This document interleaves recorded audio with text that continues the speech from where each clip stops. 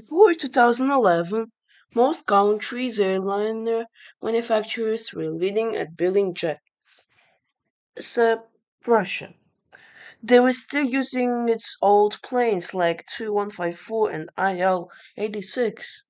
Russia needed a change, and with maiden flight on 2011, new Russian airline became a game changer for the whole country. Before Sukhoi Superjet 100 was made, Sukhoi Aircraft, the manufacturer that made the SSJ, realized that they can't make an airliner because they were so more focused on military. But other manufacturers in Russia didn't have enough money, so Sukhoi combined with French airliner manufacturer called Safran Aircraft, which helped them to make the planes safe. Later on, in 2005, Project Superjet began.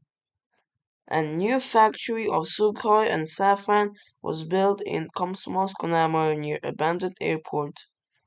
In 2007, Antonov N-124 carried the first prototype of Superjet 100 to Zhukovsky Airport in southeast of Moscow.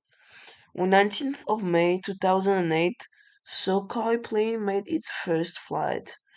Introduction was on 21st of April 2011 with Armavia. If not Safran, Sukhoi wouldn't be so successful with the Superjet. The plane was that good that the airline from Mexico, called CityJet, ordered some aircraft. Russia joined the game. Now, many Russian manufacturers built better and modified aircraft than ever before. IL-86 became IL-96 400M. Tu-134 became Tu-134 UBL, and etc.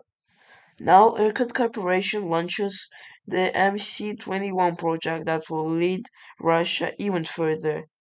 Subscribe so we'll get to 500 subscribers.